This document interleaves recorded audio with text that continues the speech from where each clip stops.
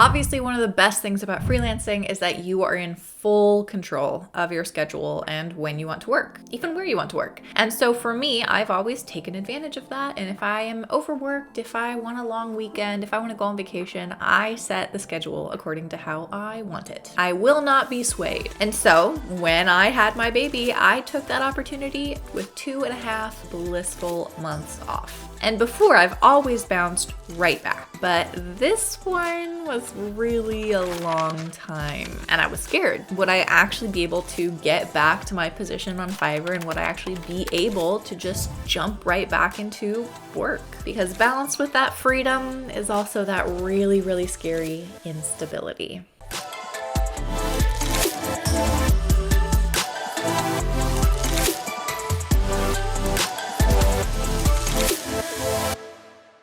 Hey, I'm Carrie. Welcome back to my channel. Welcome for the very first time. All around, welcome.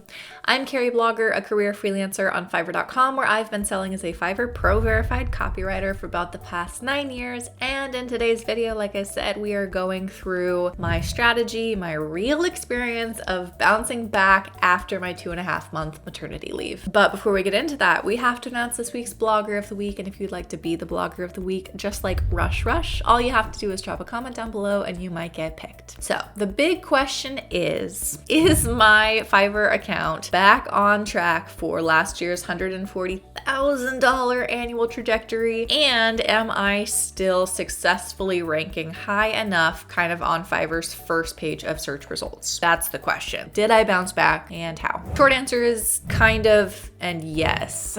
But let's take a second to look at the statistics and compare. So on this chart, you can obviously see I don't know why my analytics are broken until January. It was not zero, I guarantee it. But anyway, for these impressions, I was hitting, up to a peak of about 1,500 impressions a day. And then you see instant decline when I went on maternity leave. I still got a couple just from like links that people were sharing and clicking, but no, it was flat because I wasn't selling. And as soon as I turned it back on at the end of March, I think it was like March 20th was when I restarted stuff, I pinged back up to about a third of where it had been, half of where it had been, and it stayed pretty steady there. So that's not what I would consider a full bounce back. That was what I would consider it's okay, but it's not great. And then I made a little tweak, which I'm going to talk about in a sec, and things have popped back off since then. And statistics wise, I want to be transparent. Here you go. Here's what my impressions look like as of yesterday, so April 19th. I'm looking about 30-ish, 20-ish, that's terrible, 20 to 40 impressions over the course of 30 days. And looking back at the only other screenshot I have easy access to from December in my How Much I Earned in 2021 video, I actually have more impressions right now than I did then. And I commented in that video that December was a slow-ish month. So I was down to between 10 and 35,000 impressions in 30 days. So you can actually see that bouncing back from maternity leave put me in a better position than where I was in a slow month. I also want to keep in mind that people will say, oh, she's a Fiverr cheerleader. She's Fiverr's golden girl. And like, yes, I am successful on the platform. Yes, as a top rated seller with 9 years of experience, pro verified. Like, yes, I understand that is a different story than like a new seller with no experience. I get that. But also, I'm not doing anything special. Like, I'm not paying for promotions. I'm not on Fiverr's payroll. Nothing about that is special. Like, it's just hard work.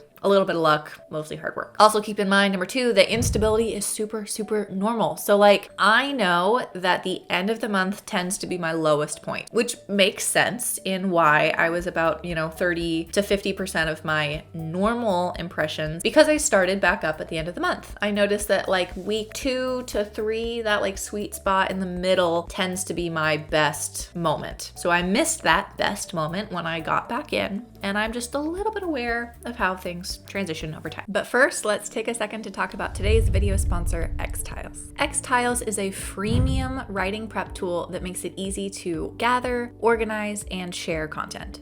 Images, videos, links, quotes, to-do lists, Xtiles puts it all together. Plus, with real-time editing options, you can collaborate with a team or gather feedback from clients. Go even deeper and follow your train of thought with tabs and subpages. No more chaos. Thanks again to Xtiles for sponsoring this video. Last little disclaimer to think about is that, we might think selfishly, oh, this is so unfair, woe is me. When I come back from maternity leave, I should pop back up right where I am because I've earned that spot. And in a lot of ways, yes. In a lot of other ways, no. There are a lot of other people who may have stepped up and done incredible work and built their business very, very successfully during that 2.5 months while I was away. Of course, there is nothing wrong with me taking that time. And of course, I would do it again in a heartbeat. I probably should have stayed off longer, to be honest. But think about the other people, right? Think about what's going on outside of our perfect little bubble and just be honest about the situation around us, okay? No woe is me talk. No life is so unfair. But yes, following these strategies I'm about to outline so late in the video, oh my God, I've been talking forever, is how I successfully have pinged right back up to Fiverr's Choice, right back up to the top of search, and I am totally on track to be back where I want. Maybe a little bit less than how much I earned last year. It's a little hard to tell, but I should hit 120, I think is my goal. 120,000 is my goal, I will do this. Manifest. Strategy number 1 is to perfect your metrics. You just want to look like the absolute most prepared, awesome, perfect person. And that is both to the algorithm, but even more importantly, as I always say, to your clients, because anyone who is landing on your page wants to be impressed, and that is the person you have to work really hard to convert. So you can see I have worked really hard, made sure that every single thing I've done since I've come back has been perfect, including getting that response time down to an hour. It was always 2 hours recently in recent years because I sleep a lot. And now that I'm not sleeping a lot and I'm awake all night long with the baby, ta-da, faster response time. We'll just call that a win. Tip number 2 is to make sure you're maximizing the connections that you already have. So a lot of the initial orders that I've received since coming back have been with repeat clients, which is fantastic because I love working with these clients anyway, but it also just gives you a little bit more quote unquote control in this process because you already have those relationships. Tip number 3 is to hopefully, if you can, if you're comfortable, keep people in the loop about why you're gone. It just makes you look like a human person, right? We love to be human, authentic, transparent people. I think that it really helps people to have a little more grace and understanding in knowing why I was unavailable, why I was gone, how my life looks now behind the scenes, behind the computer, working with them. And so for someone to open this message with me saying, huge congrats on your baby, I hope you're enjoying maternity leave, saying, I'm a mom, lots of parents are like, I recently have a kid, I totally understand that,